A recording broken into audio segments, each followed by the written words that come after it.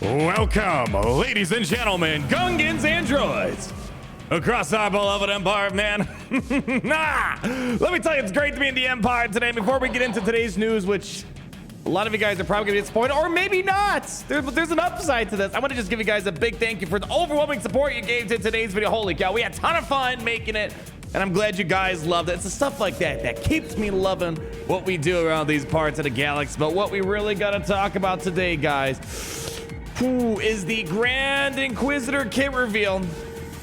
And people are disappointed, and 6 months of build-up for this is quite disappointing.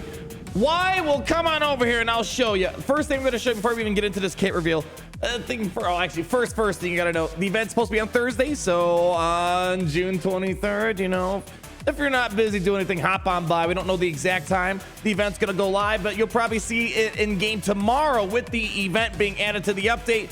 But why are people already disappointed? 6 months of build-up. We were told it was supposed to rival a very specific Galactic Legends Jedi out there. We're like, okay, Jedi Master Kenobi. Now, the only downside was it was for Territory Wars, but maybe it's not as bad because Territories might be more important because of Datacons. But the Grand Inquisitor was designed to challenge Jedi Galactic Legends who are on teams without their lifter units. So it's not apparently designed to beat Jedi Master Kenobi with Commander Ahsoka Tano, which is basically the team in the game. So right out the get-go, I have like zero incentive to even put a single Omicron on this character for Territory Wars. I mean, he's got a kit that looks maybe semi-interesting outside of Territory Wars, but the fact it's not gonna do this, 6 months of waiting, and it's not even gonna beat the team that we thought it was gonna beat. The normal Jedi Master Kenobi, there's lots of ways to counter a non-Commander Tano Jedi Master Kenobi lineup, so they missed the ball big time on this, and that's kind of going into the theme of this year. Already a lackluster faction, and now this. I'm gonna be talking to people, my guild leader, and just be like, hey, are we even gonna put Omicron to this guy? Because let me tell you, I was hoarding for it. I see no incentive for it. Now, maybe it beats Jedi Master Luke Skywalker, but again, we got Darth Revan and other things to beat Jedi Master Luke Skywalker. So little disappointing is quite an understatement here. In case you're wondering, it's going to run for 7 days, the event that is for the Grand Inquisitor. It's going to recur similar to other legendaries, except, you know, it's not quite similar to other legendaries because, well, it's not a 5-star unlock and you need relic minimums to unlock it. So, sorry, not sorry, according to CG. With that said, let's get into the kit reveal. Very disappointing. There's now the question is he gonna be plug and play like a lot of the legendaries in game? Now legendaries have a semi degree of plug and play viability. Reading the kit, the main thing that kind of maybe is interesting is he's got this, yes, we're gonna get into it more in depth, but it's got a debuff cleanse, and it also has an ability block and vulnerability that can't be resisted, so it's kind of something right there potentially. So let's get on and read this here. It's gonna be, man, I feel very dull with this kit reveal here. And you know, the good news is it looks like this isn't a character you're gonna regret missing out on. We'll test.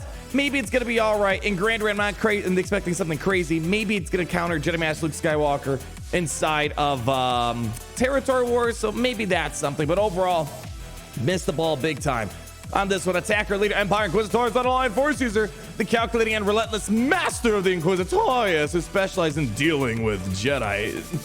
Dealing with Jedi in very limited circumstances. Probably the better way to coin the phrase here, CG. Pain can break anyone. Zeta on the basic already here. Deal physical damage at a target enemy, and if all allies are Inquisitorius, inflict a stack of Purge, max of 6, which can't be resisted, reduced. That's kind of similar to what we've seen with the Inquisitors already. Their basics already do some sort of Purge. Reduce the target enemy's critical damage by 50% stacking for 2 turns per attack, which can't be resisted. So, all right. Now, I don't see any anti-GL stuff, so that might be nice. I mean, maybe this thing can beat... It would be fun if it beats other Galactic Legends that we don't really need counters for, like maybe Supreme Leader Kylo Ren or Sith Eternal. I mean, imagine reducing Supreme Leader Kylo Ren's critical damage. I don't know, maybe. I have a feeling his Siphon's going to out-ramp that, but who knows?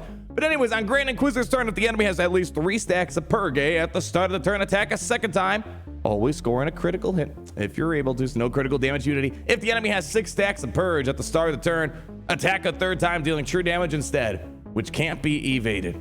Okay, basic. You don't expect anything too crazy, although this might be kind of interesting. Maybe it's going to be great for battles that maybe go on for a long time, but you only got 5 minutes. So it's not that much longer. Anyways, moving on. You're right to be afraid. Cooldown of 4. First special ability, no Zeta on it. Dispel all debuffs on Inquisitor's allies. Nice. They've been needing a cleanse of some sort, and they got other ways to kind of wield off these debuffs that might come their way. It's got an equalize health and protection percentages. We haven't had a protection equalization. So that's something. One thing going for the Inquisitors, they have a very durable health pool, especially because of the Ninth Sister leaning into it. So again, kind of nice. So almost like a Chirrut cleanse, health equalization with protection equalization to some degree. And then you got the damage to all enemies and inflict ability block and vulnerable for 1 turn. And to all enemies with purge. So you need to get the purge on there. So again, conditioned, but still nice if you can lay it up in a full Inquisitorious team. You should have at least a decent amount of purge out there. For each enemy with purge, Inquisitor's allies recover 4% health, and Inquisitor's allies gain critical damage up for 2 turns. All right, let's move on here.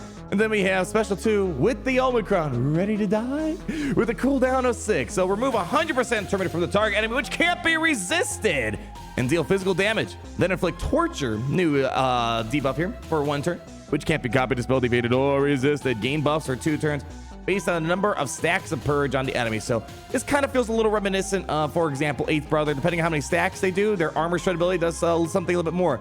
So if you have 1 stack of purge, you get offense up, 2 stacks speed up, 3 stacks tenacity up, 4 stacks offense up, and then you get when you're at 4 stacks, all Inquisitor's allies get the offense up, 5 stacks, all allies get the speed up, and then 6 stacks, all the Inquisitor's allies get tenacity up here.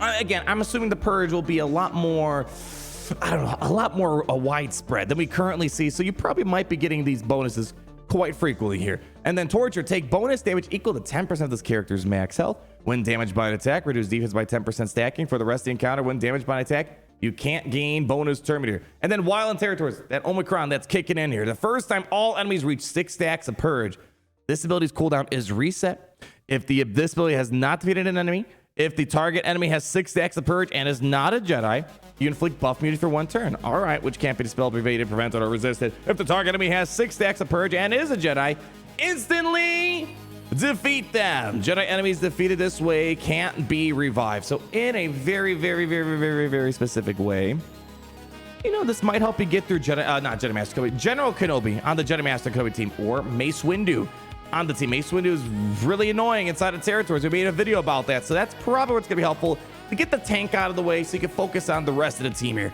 But again, if there's a Commander Tano, I don't know what they were thinking. It's like, I don't know how to explain this. It's like a competitor to Apple released the cell phone, and they're like, oh wait, this isn't meant to compete with the latest iPhone, it's meant to compete with the iPhone 4. It's like, well, you're kind of missing the market there. Leader, Master of the Inquisitorious, Zeta and Omicron. So this is where we start seeing something a little bit interesting. And obviously this is going to be the lead for the Inquisitorious. Unfortunately, someone's going to get kicked off this team. I thought, you know, they've been really kind of staying away from spawning the last member left out. Someone's going to get left out in the Inquisitorious. It would have been nice if they spawned the last unit that you haven't put on the team. Let's read it to them. This is a little Easter egg. I'll cut them a little bit of credit. This is kind of cute here. Empire allies get 20% max health and protection and 10 speed. Cool. I'll catch all Empire lead here. But if all allies are Inquisitorious at the start of the battle, you gain an extra 46% max health and max protection and 15 speed. So what is 20 plus 46? 66. Execute order 66. All right, you got it. That's the coolest thing about the kit. A little Easter egg here. And they are immune to ability block, and this is great. This will be very helpful in territories because Mace Windu is very prominent. If you have the Omicron and the Jedi Master Kenobi team, and then also Grand Inquisitor gains defense penetration and offense up for 2 turns, which can't be dispelled or prevented. Additionally, if all allies are Inquisitors at the start of the battle, whenever purge is inflicted, Inquisitor's allies gain benefits based on their role for the rest of the encounter. Stack it up to a max of 200%. So attackers, they're going to get plus 2% critical damage. Healers and support, extra potency. A little lame. Tanks, 2% defense. If the enemy leader is a Jedi, Inquisitor's allies start the battle with buffs based on their roll for 1 turn. So you're going to get a pre-taunt with the Ninth Sister. So very nice. But if the problem is, it's got to be a Jedi lead on the other side. And then healers are going to get foresight. Attackers gain advantage. In territories, very slight clause here. While Grand Inquisitor is active, whenever an enemy loses Purge, they regain it at the end of the turn. So on their turn, Inquisitor's allies can ignore taunt the target enemy with the 6 stacks of Purge. So very conditional yet again, not all willy-nilly here, but I'm gonna just make the assumption there's gonna be a lot of Purge, so you should hopefully ignore taunts quite frequently out there. So pretty simple, and it seems like it's kind of like this is something I know I was talking about, the community's been talking about. One thing this team needed was a way to keep the Purge on, because the second it goes away, it's gone. And it's no, no one's ever really gone thing. It's gone for good. This is nice. It's kind of like a Darth Vader lead where the Purge will just reapply, so you can make sure you hit those maximum of stacks of 6 and get all these bonuses we've been talking about. Unique compassion leaves a trail. You know what I wonder? I mean, I guess to be fair, we saw this in the trailer. I have this weird suspicion they didn't start developing this kit until like maybe this month. Because this is the quote from the latest Kenobi show, so it's they maybe heard it from the trailer a couple months ago. All right, let's move on. I'm being too harsh. This kit it's not inspiring. For 6 months, and for each Inquisitor's ally, enemies of Purge have -10 defense and -5 speed. Okay. If an enemy evades an Inquisitor's ally's attack, all other enemies take true damage and dispel foresight from themselves. Okay. The first time each enemy reaches 6 stacks of Purge. This is actually important right here, especially when you want to get that insta-kill ability that we showed here. Where was the first time an enemy reaches 6 stacks of Purge? So it's kind of like a contract with bounty hunters. Boom! Grand Inquisitor takes the bonus turn and gains 10% critical points, health steal, offense, 5 speed until the end of the encounter, stacking to a maximum of 6. These bonuses are doubled if the enemy is Jedi. So, you're going to get 20% critical avoidance, 20% health steal, 20% offense, and then you're going to get 10 speed on top of it. And it's going to keep going up until a maximum of 6. So kind of nice. And I mean, that kind of makes sense because at most we only have 6 characters per team. So if there's a Geonosian team or something like that, you only can kill off 6 people. So it makes sense there. While in territories, where's the Omicron coming in? Whenever Jedi enemies of Purge gain protection up, they take damage equal to 25% of their max health at the end of that turn. That's pretty nice. That's a direct call up to Jedi Master Kenobi with the bonus protection. I guess Padme, but Padme's busy doing other stuff right now. This damage can't defeat enemies. If an enemy with 6 stacks of Purge would reduce the Grand Inquisitor to 1% health, he recovers 100% health and protection, limited to once per enemy. So again, I'm guessing maximum of 6 is what I'm guessing it's trying to say here. So again, it's kind of a nice safe clause and keeps him around. It's definitely, what I fear is that it's taking off of Lord Vader. Lord Vader is a very slow burner team. You gotta like wait, and about 4 minutes in, he's finally ramped up and ready to go. So it sounds like it's kind of a slow ramping team. So if you're bringing in a team that's maybe gonna take a little too long to go after them, he might be able to ramp up over time, take all these bonus turns, increase his stacks, increases speed and whatnot. And then lastly, patience. At the start of battle, if all allies minimum 3 are Inquisitors, this character gains 20% max health, max protection, and potency. Inflict all enemies with a stack of Purge at the starting encounter, so you're just getting him going right from the very get-go. Whenever an enemy damages this character with an attack while attacking out of turn, the enemy gains a stack of Purge, maximum of 6, which can't be evaded, resisted. Whenever Purge is consumed or dispelled, this character gains 3% turn. So seems like it's gonna be a pretty speedy character. Overall, though, 6 months. Geez, I feel like we've waited less for Galactic Legend. Very specific to Jedi. Again, every team's got counters, so I'm not saying the team is trash or it's gonna be bad because it's gonna have counters. I feel like it's gonna have a lot more counters than maybe a legendary should have. I guess we're just gonna have to wait and see. It looks like this might be an all right team for Grand Arena. I'm not sure if it's gonna be a Dash Rendar level or anything like that. Oh, this is referring to what I mentioned a moment ago. Okay, refund, useless character, useless faction. You do realize that 3 years old gas that's what I'm saying, can accomplish the same, and not just in territory wars. For several Omicrons. Yes, several Omicrons just to beat a non-commander Ahsoka Tano. We kind of figured that out by ourselves, CG. It's just insane how much they've babied this particular team. Yeah, Ultra, I agree with you. Not seeing the magic. Inquisitors remain a C or B grade team. Still a trash fire of a team.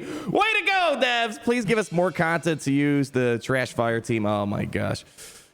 So yeah, as I'm saying, this isn't just me. It just seems like the initial impression right now is from others that we're reading here. It's not looking good. It's and the upside is it's nice to know that you didn't really need this character.